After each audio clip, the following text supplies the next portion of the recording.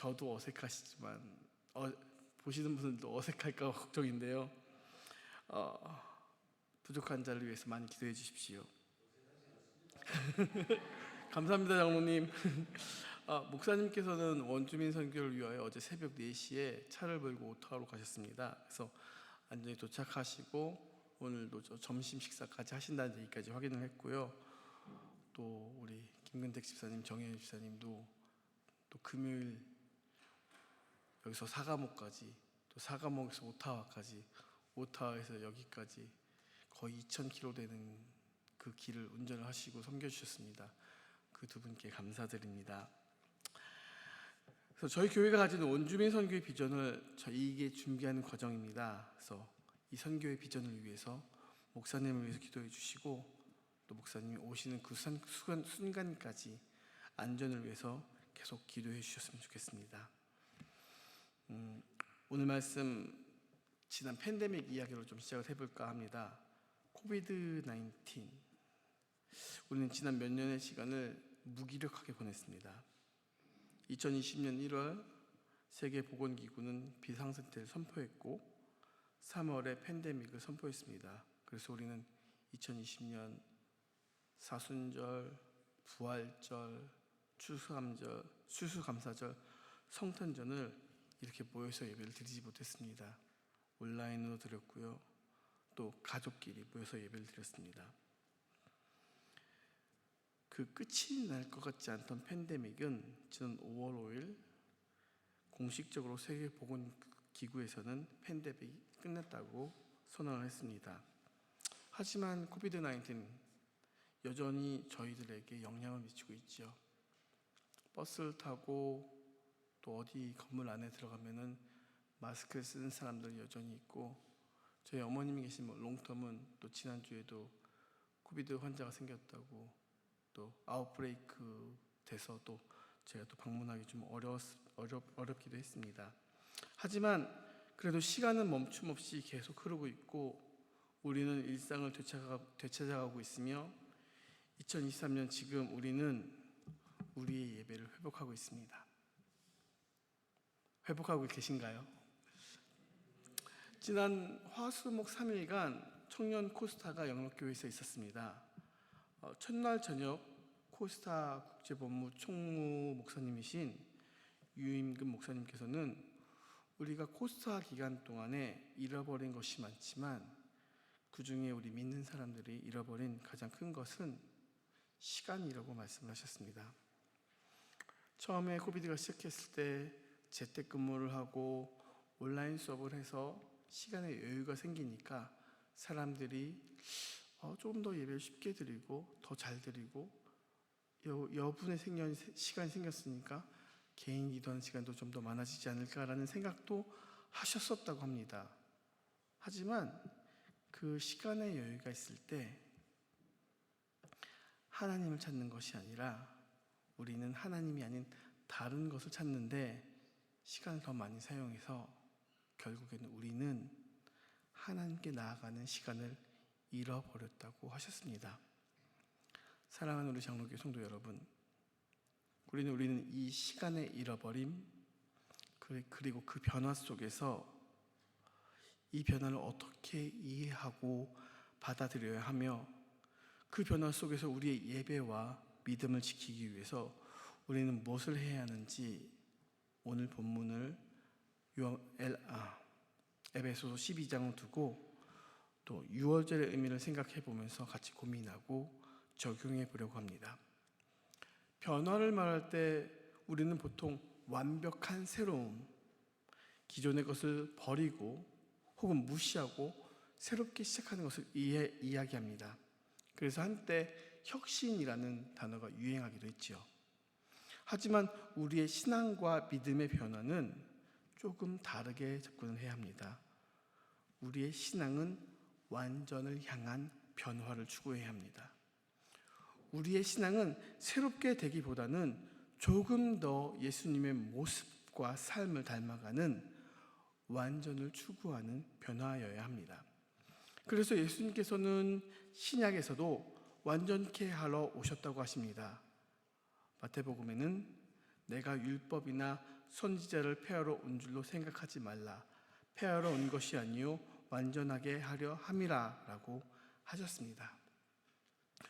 오늘 본문인 출애굽기 12장을 읽으면서 유월절의 의미를 생각하고 그것을 지금 우리 상황에 빗대어 이해하려고 노력을 좀 했습니다.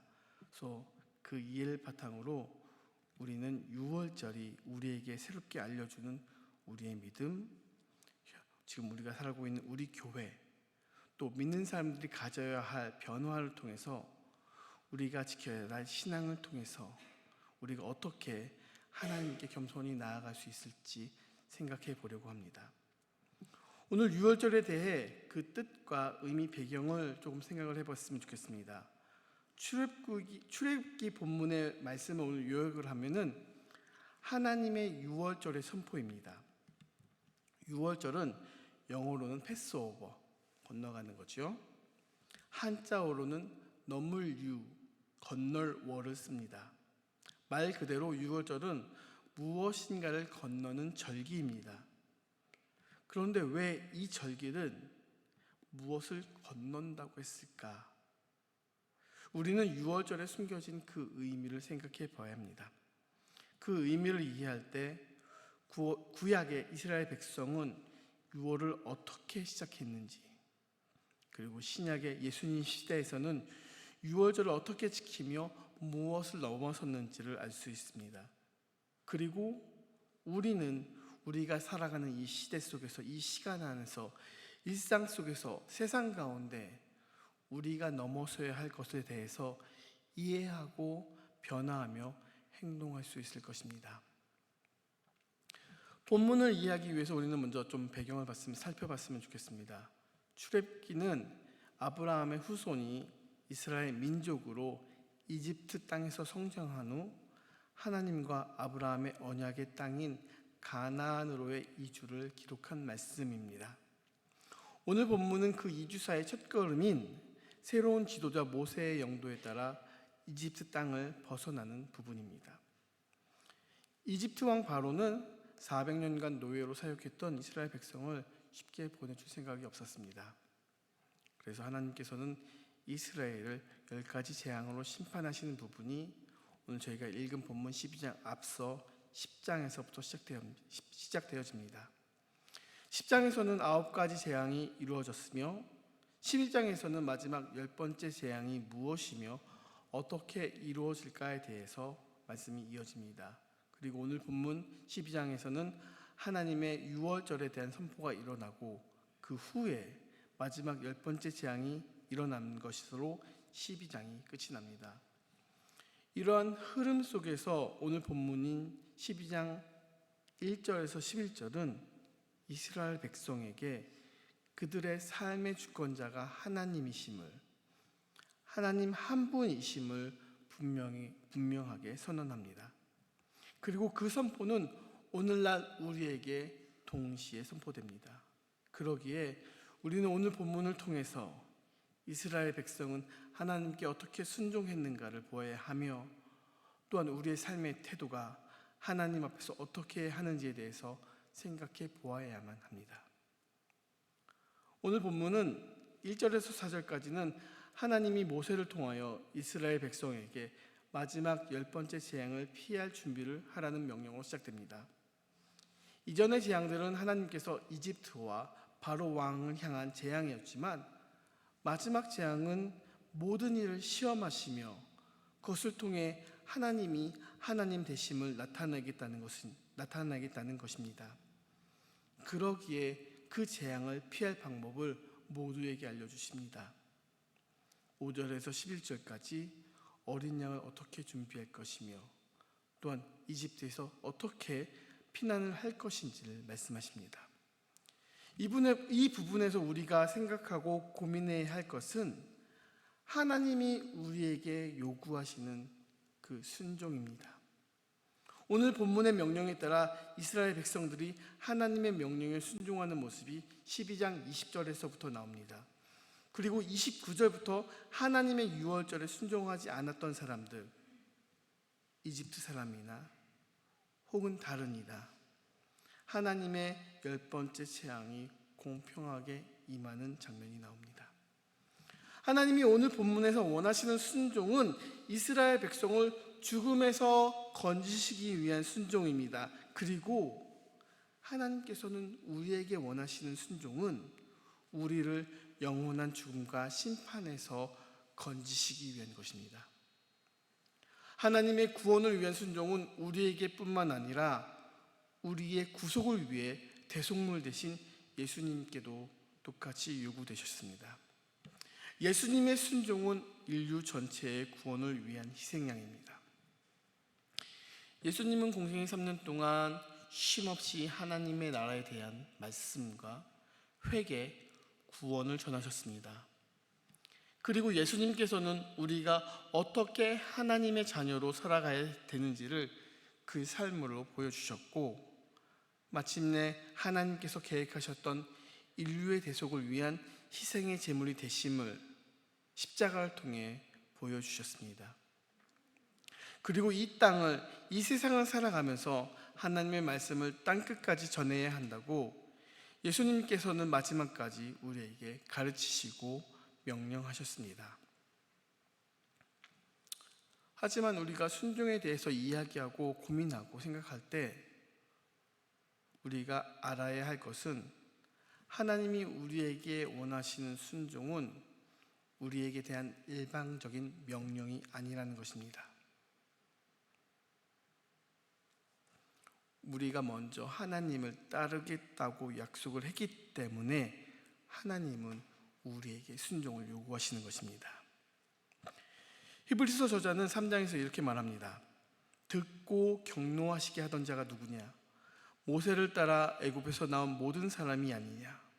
또 하나님이 40년 동안 누구에게 노하셨느냐? 그들의 시체가 광야에 엎드려진 범죄한 자에게가 아니냐? 또 하나님이 누구에게 맹세하사 그의 안식에 들어오지 못하리라 하셨느냐? 곧 순종하지 아니하던 자에게가 아니냐? 지난 몇 주 동안 아동부에서 구약 성경을 창세기에서부터 말라기까지 살펴보는 시간을 가졌습니다. 그때 이스라엘이 출애굽하고 광야에서의 그 삶을 나누면서 저도 다시 든 생각이, 와, 진짜 불평만 하는구나 라는 생각이었습니다. 광야에 나가자마자 하나님 추워요, 하나님 더워요, 하나님 목말라요, 하나님 배고파요, 하나님.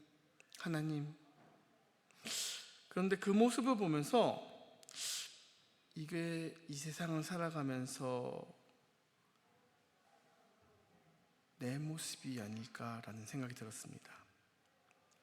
우리도 기도하면서 하나님께, 하나님 이거 주세요, 하나님 이거 주세요, 하나님 주실 거면 조금 더 주세요, 더 주세요, 더. 광야의 이스라엘 백성의 모습은 나의 모습이었습니다. 광야의 이스라엘 백성의 모습은 우리의 모습이었습니다. 우리가 순종하겠다고 했지만 순종하지 않았기에 하나님은 더욱 슬퍼하시고 진노하신 것 같습니다. 분명히 변화받고 나는 하나님의 자녀로 살겠습니다 라고 우리는 고백하고 기도하는데, 막상 나의 삶은, 우리의 삶은 세상과 교회의 삶을 분리해서 따로 살고 있었습니다. 하나님과 했던 나의 기도를 기억했으면 좋겠습니다.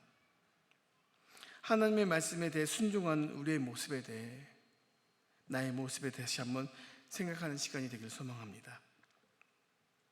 순종은 우리가 생각하는 것보다 영향력이 더욱 큽니다.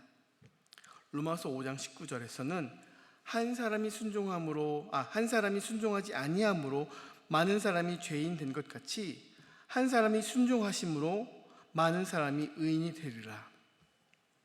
한 사람의 불순종으로 세상에 죄가 들어왔고, 한 사람의 순종으로 우리는 영원한 심판과 죽음에서 벗어날 수 있었습니다.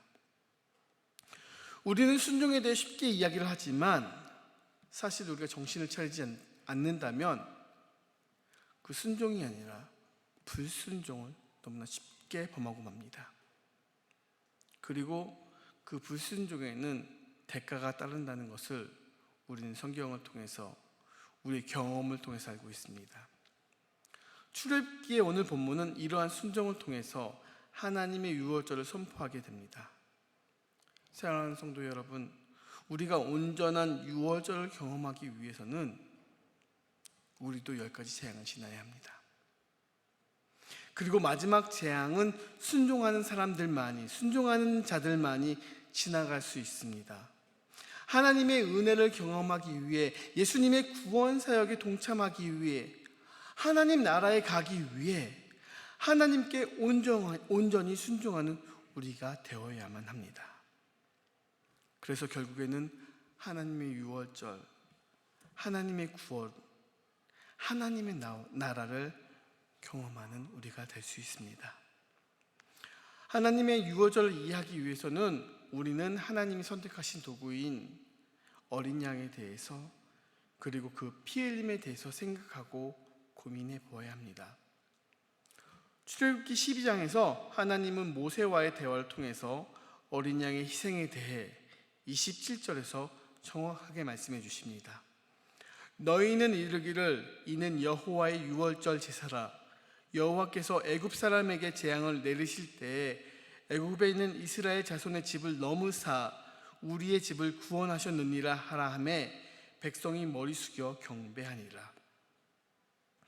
하나님께서 바로 왕의 완악함으로 인한 10번째 재앙인 처음 난 것들의 죽음을 선포하셨고, 어린 양의 희생을 통해서, 그리고 하나님의 명령에 순종한 이들에게 죽음을 넘어서는 은혜를 베풀어 주십니다. 또한 그 피 흘림은 속죄입니다. 제가 참고한 주석에서는 피 흘림에 대해서, 피 흘림의 보호 속에서 회중은 우리는 죄로부터의 씻김을 기억해야 한다라고 말합니다. 다시 말합니다. 피 흘림은 속죄이고 기억함입니다. 그리고 이것이 유월절이며 이스라엘 백성이, 그리고 우리가 그 피 흘림을 통해서 죄를 넘어선 것입니다. 여기서 피 흘림의 대상인 어린 양에 대해 그 의미를 이해한다면 우리는 조금 더 하나님의 유월절을 잘 이해할 수 있습니다. 12장 5절에 나오는 양은 히브리어로 새라는 단어로 사용하고, 그 뜻은 양 혹은 양무리 중에 한 마리를 뜻합니다. 이 단어는 창세기 22장에서 아브라함이 이삭을 하나님께 바치기 위해 산으로 올라갈 때도 사용됩니다. 아브라함이 이삭에게 하나님께서 번제 어린 양을 준비한다고 하십니다. 그때 같은 단어가 사용됩니다. 그렇다면 우리는 창세기와 출애굽기에 나오는 양의 의미를 단순한 희생이 아닌 대속과 순종의 의미로 이해해야 합니다. 대속의 의미와 유월절의 뜻은 우리는 성경에서 더 많이 찾아볼 수 있습니다. 여호수아 5장에서 요단강을 건넌 이스라엘 민족이 여리고 성을 마주하게 됩니다. 그때 여리고 성 앞에서 이스라엘 민족은 할례를 행하고 여호수아는 하나님의 군대 대장을 만나는 장면이 나옵니다. 할례의 피 흘림은 순종과 하나님의 인치심을 의미합니다. 할례의 피 흘림은 이제는 내가 하나님의 백성으로 살겠다는 선언입니다. 여호수아는 이후 여리고 성을 무너뜨리고 가나안 정복 전쟁을 시작합니다. 피 흘림은 대속을 통해 우리가 하나님께 나아가는 것이고, 우리가 하나님의 백성임을 나타내며, 그리고 내가 하나님의 뜻에 순종하겠다는 것입니다. 이스라엘 백성은 할례의 피 흘림을 통해 다시 한번 하나님께 나아갑니다. 그리고 하나님의 약속의 땅으로 건너갑니다. 이방의 사람들과 그들의 종교를 건너섭니다. 하나님의 은혜로 우리가 죽음을 건너는 시기입니다. 여호와의 유월절입니다. 사랑하는 우리 장로교회 성도 여러분, 우리는 이 구약의 피 흘림은 신약의 예수님의 십자가 사건과 연결되는 것을 알고 있습니다.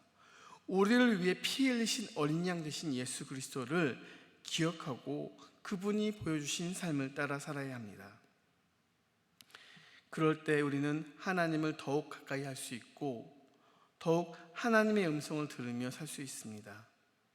우리가 예수님이 보여주신 그 순종의 삶을 이해하고 담고자 하고 살고자 할 때, 그리고 그 피 흘림을 기억할 때 우리는 하나님의 자녀된 삶을 살 수 있습니다. 그 그리스도의 삶을 기억하고 따르는 신자 되시기를 축원합니다. 신약에서의 유월절은 예수님의 생애를 이해하는데 시간적으로 중요한 기준점입니다. 예수님의 삶의 초반부에 부모님과 함께 유월절에 예루살렘을 방문합니다. 그리고 공생의 마지막을 유월절에 맞추어 예루살렘으로 들어가시고 구원 사역의 마지막을 이루십니다. 신약의 예수님의 마지막 예루살렘 방문을 우리는 조금 더 깊게 살펴보아야 합니다. 그래서 하나님의 유월절과 그리고 하나님이 예수 그리스도를 통해 무엇을 이루셨는지에 대해 우리는 생각해 보아야 합니다. 누가복음 22장에서 예수님께서 잡히시기 전 제자들과 식사하시면서 유월절의 의미를 새롭게 하십니다. 식사를 하시고 포도주를 나누시면서 제자들에게 피로 세우시는 새 언약이라고 선포하십니다. 그리고 제자들에게 우리에게 말씀하십니다. 이를 행하여 기억하라. 사랑하는 성도 여러분, 예수님의 어린 양 되심으로 그 사랑하심으로 이제 우리는 하나님께 우리의 죄를 고백함과 예수 그리스도의 이름을 선포함으로 우리는 하나님 앞에 나아갈 수 있게 되었습니다. 예수님께서는 결국 완전의 완성을 이루어내십니다. 그리고 그것은 옛 약속을 새롭게 함을 통해 완전케 함을 이루어내셨습니다. 그래서 우리는 구약의 유월절, 즉 이스라엘 백성이 이집트에서 하나님의 심판과 재앙을 넘어가는 것을 다시 넘어서서 이제는 신약의 유월절, 예수님을 통해서 이스라엘만이 아닌 인류 전체의 구원 사역의 선포를 보게 되는 것입니다. 우리 모두가 영원한 죽음과 심판을 넘어서는 구원의 선포입니다. 그래서 사도 바울은 고린도전서 5장에서 유월절 양은 예수 그리스도이심을 말하고 있습니다. 우리는 어려서부터 구원은 하나님이 주시는 선물, 값없이 주시는 축복의 선물이라고 배웁니다. 그렇지만 그 구원의 선물이 결코 대가가 없는 것은 아닙니다. 그 대가는 예수님이 주신 생명이며 십자가의 고통과 죽음이고, 그리고 그것을 이겨낸 넘어선 부활의 승리입니다. 이것은 구약에서 이스라엘 백성이 출애굽 직전에 하나님의 10번째 재앙을 앞두고 그 죽음을 건너기 위해, 그 재앙을 넘어서기 위해 흘려진 어린 양의 희생을 떠올립니다. 그리고 신약에서는 전 인류의 구원을 위해 그 무엇과도 바꿀 수 없는 하나님의 독생자 예수의 대속이 이 유월절에 있음을 우리는 오늘 말씀을 통해서 찾아볼 수 있습니다. 하나님의 유월절은 우리로 영원한 죽음과 심판을 건너게 합니다. 사랑하는 성도 여러분, 우리의 구원은 예수님의 피값입니다. 우리의 구원은 태초부터 예정되었던 하나님의 계획입니다. 마지막으로 한 가지 더 생각해 봐야 할 것은 하나님의 예비하심입니다. 어린 양의 예비함에 대한 성경의 첫 번째 등장하는 장면이 앞에서 말한 창세기 22장의 아브라함과 이삭의 이야기입니다. 하나님께서는 아브라함을 부르신 후 아브라함이 그의 삶 속에서 점점 하나님과 동행함을 통해서 그의 믿음이 자라나는 것을 보시게 됩니다. 그리고 하나님께서는 아브라함의 믿음을 시험하십니다. 그 시험은 이삭을 번제물로 바치라는 명령이었습니다. 아브라함은 하나님의 명령에 순종하여 하나님이 정해주신 산으로 이삭과 함께합니다.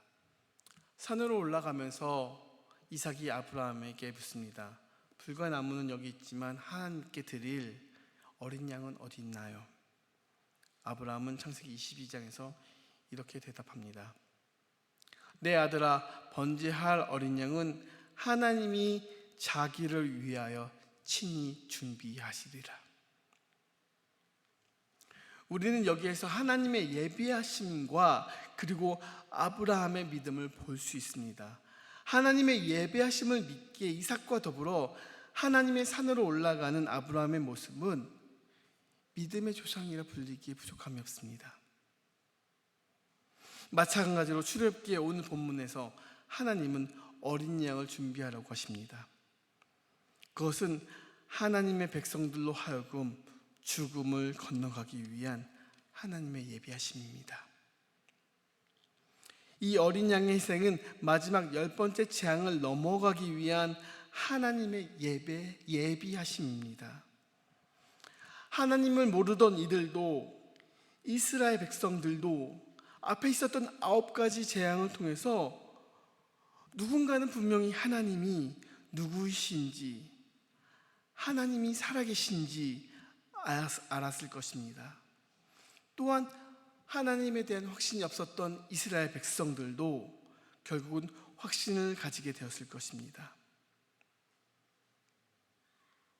그리고 그들 앞에 마지막 재앙인 그 땅의 모든 생명의 첫 생명을 취하겠다고 하나님께서 선언하십니다.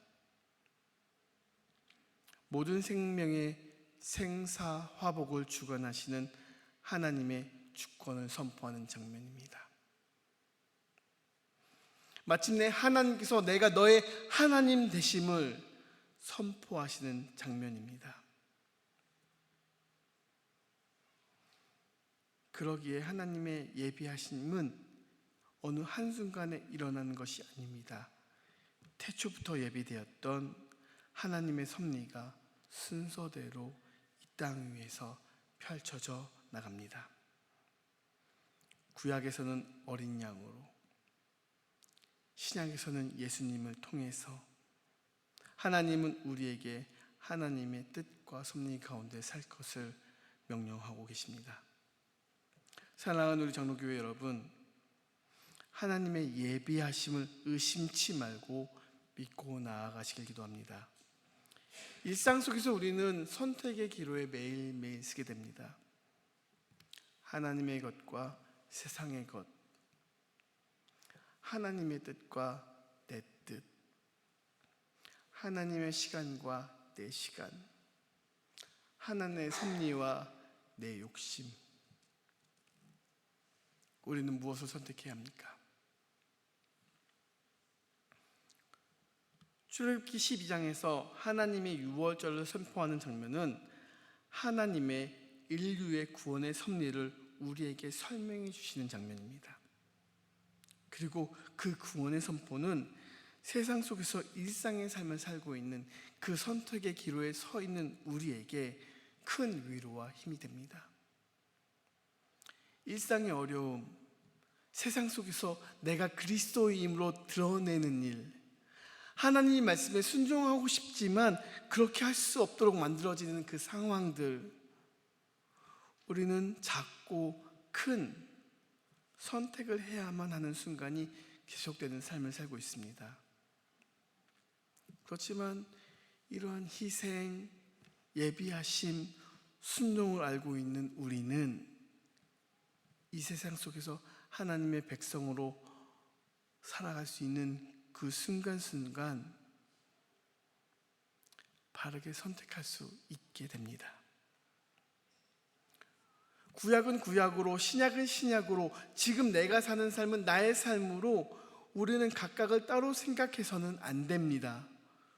구약의 역사 예언은 신약의 그리스도를 통해 이루어졌으며, 그리고 그 구원의 힘은 아직도 우리에게 이 세상을 살아갈 힘을, 그리고 예수 그리스도의 다시 오심을 기다릴 수 있는 힘을 주십니다.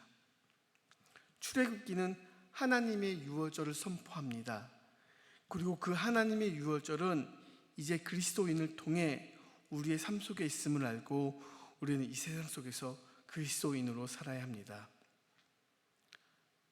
사랑하는 성도 여러분, 오늘 말씀은 유월절에서 시작했지만 결국은 우리가 하나님의 자녀로 살기 위해 내가 결단해야 하는 순간이 필요함을 이야기하고 있습니다.